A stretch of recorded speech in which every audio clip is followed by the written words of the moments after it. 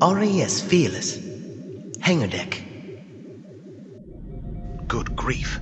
Here comes the Armor Division, said Commander Gett. He strode toward the Neomoidian vessel. Its casing was streaked and pocked with scorch marks. RCs do look like tanks, don't they?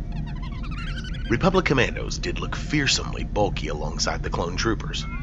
The first four to clamber out of the seized Trade Federation craft were a riot of color, their battered armor daubed with green, yellow, red, and orange markings. The second squad was armored in matte black, utterly featureless and grim. But Etain knew instantly who they were and which man was which. She needed no battle livery to distinguish them. Their forms in the Force were almost like trails of phosphorescence in a tropical ocean, and they were instantly familiar, instantly old friends. I was only with them for a few days.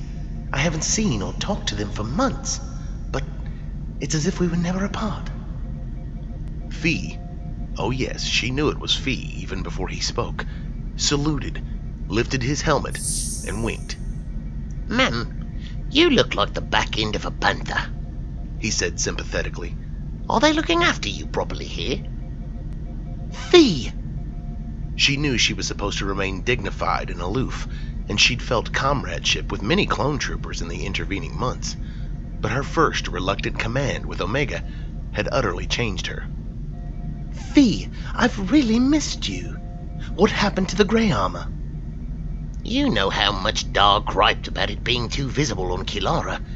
Anyway, he's brought you a present. He gestured over his shoulder. Darman was helping a group of troopers haul the prisoners out of the Neomoidian landing craft while Gett examined it. They're all in one piece, too. We've been really good boys this time. Delta Squad had simply disappeared. When Etain looked around, she saw they had settled in a tight knot in a corner of the hangar deck, helmets on, obviously talking intently. She knew the body language now. They didn't feel like Omega and the Force at all. They were a concentrated well, a bottomless pool of something unyielding and totally enmeshed with each other. The general impression they made on the Force was one of triumphant high spirits. Niner and Aten approached and clasped hands with her. It didn't feel at all inappropriate. They looked tired and anxious, and she wanted very badly to make things right for them. They were her friends. I bet you'd like something to eat, she said. Any chance of a hot shower and a few hours of sleep first, please, General? Niner looked apologetic and shoved Fee gently in the back. Me first. I'm pulling rank. He's not really a sergeant general, said Fee. He just helps them out when they're busy. Any news on our pilot? Niner said. Yes, I'm so sorry. It was never easy. She tapped her datapad to bring up the copy of the signal that Majestic had sent to Fleet and handed the pad to him. Niner glanced at it, blinked, and passed it to Fee. Fee parted his lips briefly as if to say something, and then his slight frown almost crumpled into grief. He composed himself and just looked down at the deck. He's not the first, Fee said, suddenly grim, and Etain had never seen that aspect of him surface visibly before. And he won't be the last. Etain watched them disappear through a hatch on the aft bulkhead, trailing after a trooper. Fearless shivered slightly under the soles of her boots, making top speed back to Coruscant, and she waited while Darman spent what seemed like an interminable time fussing about the prisoner handover. She wondered if he was reluctant to talk after choosing not to remain on Kilara with her. Perhaps he was just concerned that nothing else went wrong. She gave up waiting and walked carefully between the troopers, still trying to catch some sleep on the hangar deck, curled up wherever they could to find a relatively comfortable space. Well done, she said, hoping that some were awake to hear her. Darman had changed. He bent his head to ease off his helmet, popping the seal, and then shook his hair and smoothed it flat with one glove. And although he smiled, he wasn't the Darman she had been through hell with. He looked older. Clones aged faster than normal men. He was 11, going on 22, going on 50. When she had first sensed him as a child in the Force, his square, high cheekbone face had been both man and boy at the stage of life when, had she been able to manipulate time, the slightest push backward would have revealed the child he had so recently been. But now he was a man, quite solidly, and with no hint of the boy about him. It wasn't simply that he had aged 2 years in one.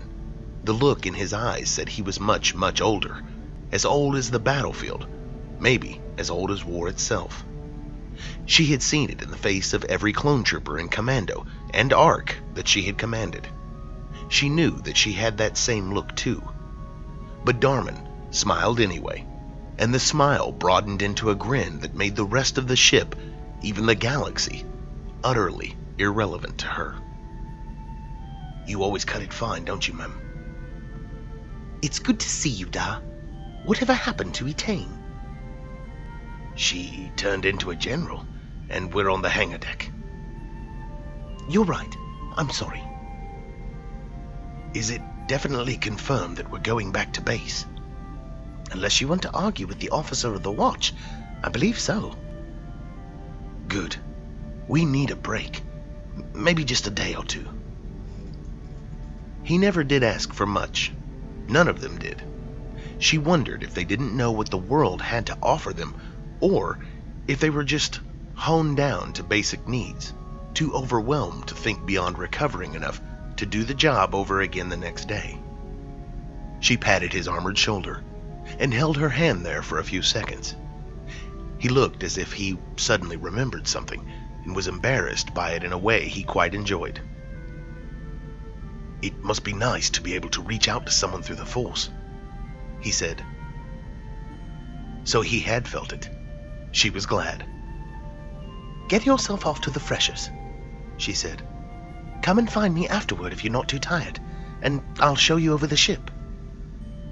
Have you met Sergeant Cal yet? No.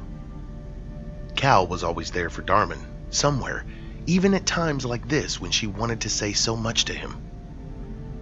When we dock, perhaps you could introduce me. Darman beamed, clearly delighted. Oh, you'll like him, General. You'll really like him. Etain certainly hoped so, and if she didn't, then she'd try, for Darman's sake.